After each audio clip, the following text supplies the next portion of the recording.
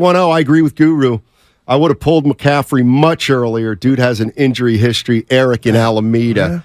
Just a thought that I had after. Here's what Barrows said. This is how he would answer your question. And he's talking about Christian McCaffrey, for instance, was still getting carries midway through the fourth quarter, despite a 20-point lead. Why stick with the starters? It dates back to 2021, the opener in Detroit, when the 49ers rocketed to a 38-7 lead in the third quarter, took all their marquee players out, then had to frantically send them back into the game after they'd cooled down when the Lions scored 23 points. Shanahan has never pulled his starting crew early since then. So I think that's the reason. You can disagree with it or question it, but Barrows probably is right on the money. Yeah. Well, again, it goes back to McCaffrey and his injury history, Steiny. I know he hasn't been injured as a Niner, but that's something I think about. And, man, a game that is an apparent blowout by all counts, and you look at the score, you just kind of, put the subs in. But I'm no ball coach, but just something I thought about. Now, again, imagine what we're doing as a station and the hits Kyle are taking had somebody got hurt in that situation. They would have been like, and great story by Barrows, but F Detroit. You know what I'm saying? You got to err on the side of caution, especially with what went down. And I know sometimes you can't avoid injury. Shout out Aaron Rodgers. But, man, I think the Niners are going to have a lot of games like they had on Sunday to where the game is in the bag midway through the fourth, Steiny, or before. 7:07. Brock Purdy is fresh off a serious elbow injury. Christian McCaffrey is known to be injury-prone. It was careless to leave them in late. Trent was also hurt late in the game, too. He's fine right now, apparently, but he was in some discomfort. I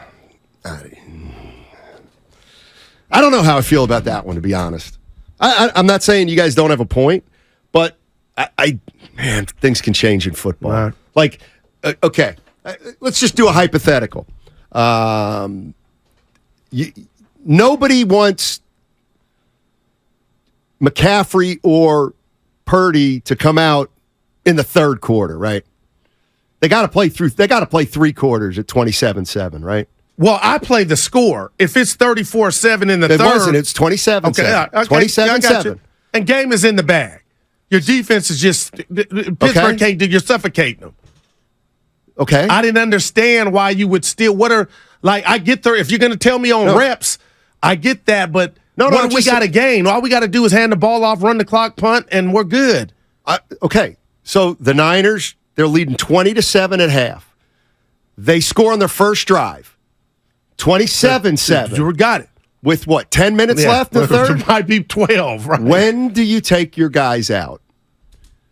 Darryl the Guru Johnson, you're the coach. You're the head coach. 27-7, the game's going just like it's going. When would you take them out at the same time? 27-7, 3 minutes or 2 minutes left. The third's about to end. Start of the fourth is 27-7. And I'm being real, Steiny. You guys come out, especially Brock. McCaffrey, come on. We'll put Mitchell in there. Hey, Sam, grab your helmet. Even Williams. That's just me now. I think that's too early. Wow, I think it's a 20-point So the lead. history to the players that we're talking about, you're not taking into account because it seems like you're just across the board. No, I'm taking it into account. I just think you can lose. You can lose a 20-point lead in a quarter. Is it likely? Of course, it's not likely. But I would never. At 27-20, I would absolutely not take anybody out in the third quarter. In fact, I would be more, okay, the fourth quarter starts.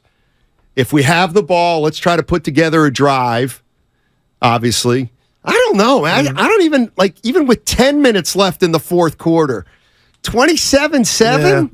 But you're dominating the Steeler team defensively, man. I know, but and Mitchell can tote the rocks, Donnie, so it ain't like you're handing to UI or Evan, 888-957-9570 is the number. Did you guys, 49er fans, have any kind of issue with Dallas was up 40-0, and they had their dudes out there. I'm just like, what is there to gain? But let me tell you what there is to lose.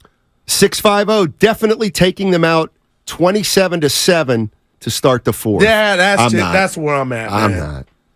I mean, look, even with this Aaron Rodgers injury, which had nothing to do with time, but what you talked about yesterday, Willard did, it can be over in one play. The fortunes of a season.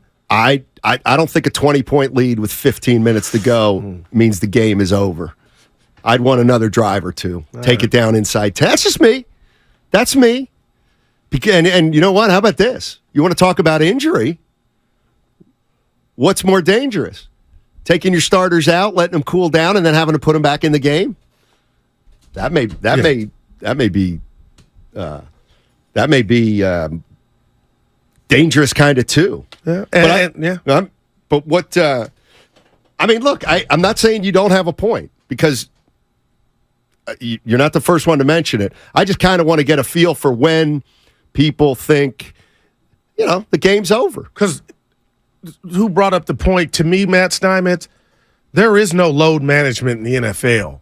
It can be over. A receiver could be blocking and get rolled up on, had nothing to do with the play, and he's out, tear something, sprain something. So to me, there is no load management. It's just like, man, we got the game in hand, and it's a feel thing too. Pittsburgh had no chance, I believe. My defense is dominant already.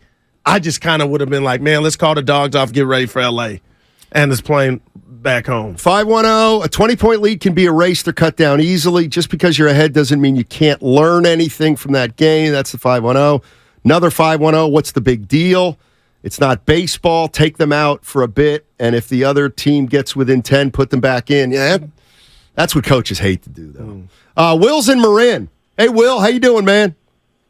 Hey, what's up, guys? Thanks for taking my call. Sure. So, I just feel like no one ever looks out for the defensive side of the ball because, just hear me out real quick. When you take out your starters on offense, the offensive play doesn't become as good and 3 and outs occur more. Well, that's more wear and tear on your defense. And, I understand that the offense has finally caught up to the defense when I'm speaking about just the Niners as a whole, and it's very exciting, and you do want to keep those guys healthy. But it's like, why wouldn't you want to keep Fred Warner healthy? Why wouldn't you want to keep just all your studs healthy, Nick Bosa healthy? Why wouldn't you want to keep, your other other defensive linemen, all the guys that play on the trenches healthy? So it's just like, I feel that when you take out, when you take out your starters, it gets a little bit sloppier. The 3 and outs come, the punts happen, more special teams are played, which have more collisions, which lead to more injury. So I think that what the Niners did was good. And here's for your answer. Yeah. Steiny, I think when the game is in the late 30s, so I think at about 38 to 42 to 10 is when you can start taking people out, because 30 points and above is a very big deficit. Sure. No matter what, but I do agree. 21 and under, it's like, dude, you got to play ball. Thanks, guys. Yeah, and you know what? And here's the thing, and I'm with you, Goo. It didn't look like the Pittsburgh Steelers were going to score, but one play can get you back in. I would have taken out Christian McCaffrey, but not Purdy to start the fourth quarter. Okay. And football's a different sport. Let's just say this, unlike the NBA. Let's say Pittsburgh's got the ball. They go on a 9-minute drive, which can happen. What's the guys doing on the sideline? McCaffrey, they got the helmet off. They're sitting there waiting for them to get back on the field. So it's just not impossible, Steiny. If you did take McCaffrey out and he had to go back in, ain't like you got to go shower and get dressed again. No, but NBA, you got ice packs on the knees. You're done kind of mentally. It's harder. 650 says, no way. Totally agree with Guru. Get those starters out of there. If you lose a possession, you can always bring them back in. Listen, I'm not arguing with anybody, but bringing them back in is risky too after they've cooled down. I'll take Dan in San Francisco real quick. What's up, Dan? How you doing, buddy? Hey, Matt Guru, I'm doing well. Thanks for having me. All right, sure. I just want to say in regards to the Warriors starting CP, I like it. I think it's going to be interesting, Matt and Guru, to see Steph play off the ball a bit more. He's obviously got a quick trigger, and he can shoot the three like we've never seen, obviously. So, and I think Chris is he's really like a second coach out there. He's got some point guard savant in him. I think, despite his age, he's still so sophisticated on the court. I think he's like a second coach. And he's so good facilitating. I'm going to like to see him with the high screen and rolls with Draymond and Loon and it'll be fun to see stuff off the ball. No doubt. It's just, and thanks for the call, Dan. Appreciate it in San Francisco. You know, it's going to be fun to have Chris Paul on the team. Yeah. It's going to be fun to see how it works. It really is, whether he starts or comes off the bench. Our guy Rotz, I'll take it a step further. The Colts were up 36-14 at the end of the third quarter last year and lost the game to the Vikings. All right. To the Vikings. So that was the Saturday game. That was a 22-point lead entering the fourth. Now, you know, that's one game. I get it. But I just think coaches, you know how we always say it's hard to win in the NFL. Yeah. And keep your foot on the pedal, Steiny. Exactly.